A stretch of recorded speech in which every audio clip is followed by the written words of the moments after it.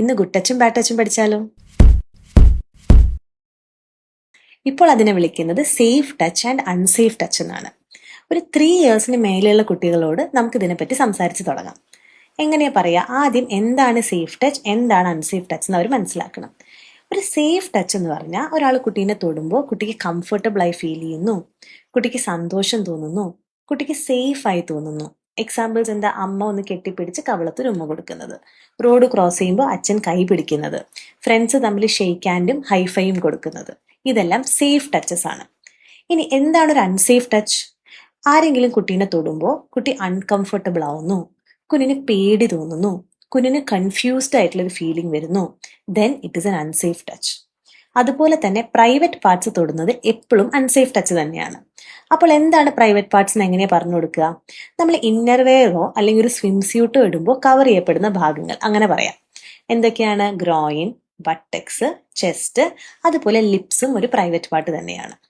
Private parts പഠിപ്പിച്ചു കൊടുക്കുമ്പോൾ അവരുടെ കറക്റ്റ് പേര് തന്നെ പറഞ്ഞു കൊടുക്കുക. ഈ നിക് നെയിംസ് ഉപയോഗിക്കാതിരിക്കുക. പ്രൈവറ്റ് പാർട്സിനെ പറ്റി നമുക്ക് എങ്ങനെ പഠിപ്പിക്കാം? There is a no see no touch rule. എങ്ങനെയാ പറയാ? ആരും കുഞ്ഞിന്റെ പ്രൈവറ്റ് പാർട്സ് കാണാനോ പ്രൈവറ്റ് പാർട്സ് തൊടാനോ പാടില്ല.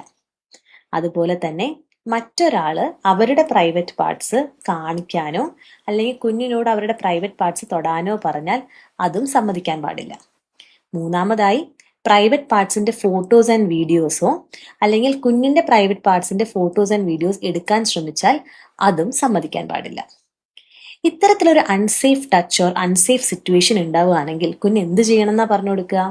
അവർക്കൊരു ഈസി ആയിട്ടുള്ള ഒരു റൂള് പറയാം. No, go, tell. എന്താ അത്? കുഞ്ഞിന് അൺകംഫർട്ടബിൾ ആണെങ്കിൽ they should say no. They should scream, ഉറക്കെ പറയണം. പിന്നെ ദേ ഷുഡ് ഇമ്മീഡിയറ്റ്ലി ആ ഭാഗത്തു നിന്ന് അല്ലെങ്കിൽ ആ സ്ഥലത്ത് നിന്ന് ഓടി മറ്റൊരു സ്ഥലത്തേക്ക് പോകണം. എന്നിട്ട് നടന്ന സംഭവങ്ങൾ ഒരു സേഫ് അഡൾട്ടിനോട് പറയണം. No, go, tell. ആരാണ് ഒരു safe adult? Safe adult parent ആവാം, ഗ്രാൻഡ് പാരന്റ് ആവാം, അല്ലെങ്കിൽ ഒരു ട്രസ്റ്റഡ് ടീച്ചർക്കും സേഫ് അഡൾട്ട് ആവാം. സേഫ് അഡൾട്ടിന്റെ ഉത്തരവാദിത്തം എന്താ? കുഞ്ഞ് പറയുന്നത് വിശ്വസിക്കണം. നടന്ന സംഭവങ്ങൾക്ക് കുഞ്ഞിനെ ബ്ലെയിം ചെയ്യാൻ പാടില്ല. ആൻഡ് ഫൈനലി കുഞ്ഞുങ്ങളോട് പറയേണ്ടത്, there are no secret games. മിക്കപ്പോഴും ഈ അൺസേഫ് ടച്ച് നടക്കുന്ന ആളുകൾ കുഞ്ഞുങ്ങളോട് പറയാ ഇതൊരു സീക്രട്ട് ആണ്, അല്ലെങ്കിൽ നമ്മൾ തമ്മിലൊരു സീക്രട്ട് ഗെയിം ആണെന്ന് പറയും. സോ നിങ്ങൾ ആസ് പാരൻസ് പറഞ്ഞു കൊടുക്കണം, there are no such games. എന്ത് നടന്നാലും എന്ത് സംഭവിച്ചാലും അത് പാരൻസിനോട് വന്ന് പറയുക തന്നെ വേണം.